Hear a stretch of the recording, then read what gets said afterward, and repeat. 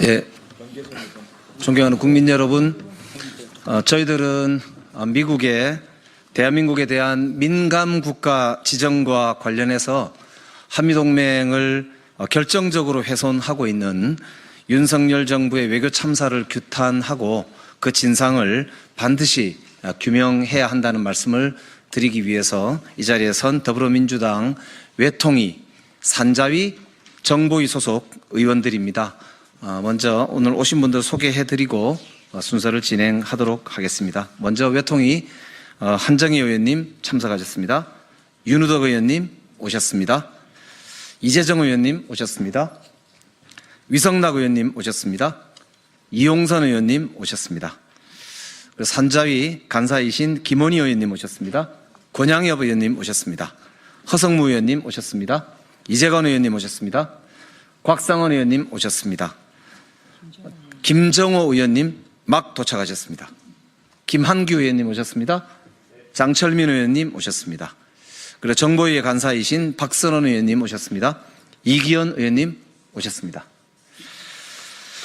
예, 오늘 저희들은 그동안 민감 국가로 대한민국이 분류되면서 한미동맹의 심각한 균열을 가지고 오고 있는 원인이 과연 무엇인가 매우 궁금했는데 정부가 발표한 내용만 보더라도 오히려 저희들이 생각하고 있던 것보다 훨씬 더 심각한 그런 외교적 참사가 일어났구나, 문제가 훨씬 더 심각한 문제가 발생했구나라고 하는 그런 우려를 금할 수가 없는 그런 지경에 이르게 되었습니다. 도대체 정부는 무엇을 했는지, 국정원을 비롯한 정부 당국은 어디까지 연루가 됐고 어디까지 알고 있었던 것인지, 무슨 대처를 했던 것인지, 정말 이 한미동맹의 역사에서 다시 있을 수 없는 외교 참사가 아닐 수 없습니다. 오늘 그 내용에 대해서 저희들의 입장을 말씀드리도록 하겠습니다. 성명서를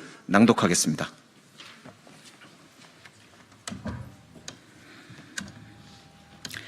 민감 국가 지정, 한미동맹 훼손한 윤석열 정부 외교 참사의 결정판입니다. 지난 1월 미국 정부가 한국을 민감 국가로 분류한 사실이 확인되었습니다.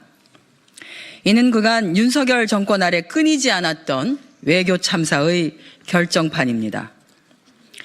이번 사태에 대해 외교부는 17일인 어제서야 에너지부 산하 연구소에 대한 보안 관련 문제가 한국의 민감국가 지정 이유로 파악된다고 밝혔습니다. 미국 에너지부 감찰관실 보고서에 따르면 에너지부 산하 연구소인 아이다호 국립연구소 연구 영역 직원이 수출 통제 대상 정보인 원자로 설계 소프트웨어를 한국으로 유출하려다 적발된 일이 있었습니다. 대상 기간은 2023년 10월 1일부터 2024년 3월 31일이었고 조사 결과 직원과 외국 정부 간의 소통도 확인되었다고 합니다. 해당 사건은 FBI와 국토안보수사국이 공동으로 조사 중이라고 합니다. 여기서 외국 정부는 한국으로 대부분 추정하고 있습니다. 만약 이 내용이 사실이라면 큰 문제가 아닐 수 없습니다. 기술 유출 의혹은 중대한 범죄입니다. 동맹국을 상대로 기술 유출 공작을 시도한 것 자체가 귀중한 동맹 훼손 행위이자 대한민국의 대외 신뢰를 추락시키는 일입니다. 이에 더하여 기술 보안과 관련해 한국인 연구원이 연루된 더 심각한 위반 사항이 있었다는 보도가 있었고, 그것이 굳건한 한미동맹을 흔든 원인이자 민감 국가로 지정된 결정적 이유로 판단됩니다. 원자로 설계 프로그램 유출 시도보다 심각한 게 도대체 뭐란 말입니까? 이렇게 중요한 외부 안 써세요.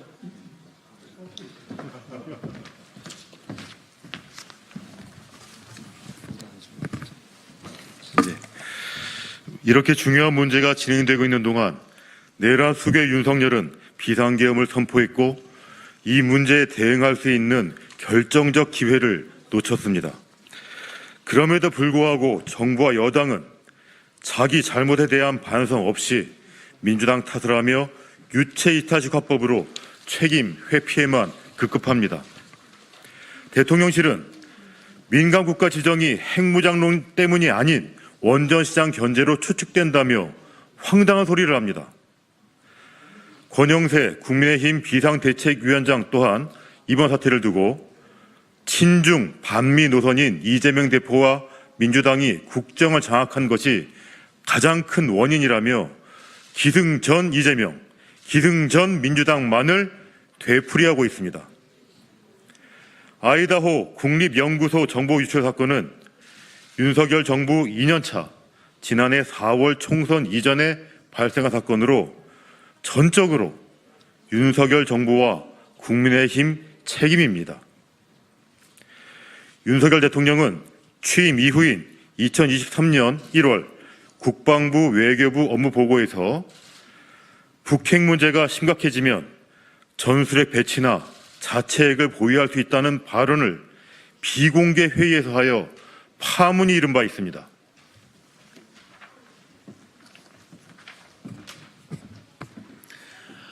한미동맹 70주년이던 지난 2023년 4월 한미 정상회담 당시 서명한 워싱턴 선언에서 핵 확산 금지 조약상 의무에 대한 한국의 준수 재확인이라는 표현이 이례적으로 표현됐는데, 이는 한국의 독자적 핵무장과 NPT 탈퇴 가능성에 대해 미국의 우려가 담긴 메시지였다는 평가가 있기도 했습니다.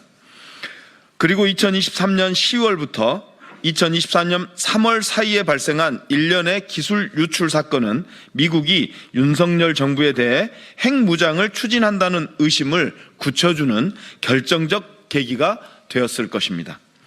2022년 바이든 날리면 사태로 시작해 수미테리 사건 등 한미 동맹의 신뢰를 스스로 깨트려 온 것은 바로 윤석열 정권과 여당인 국민의힘입니다.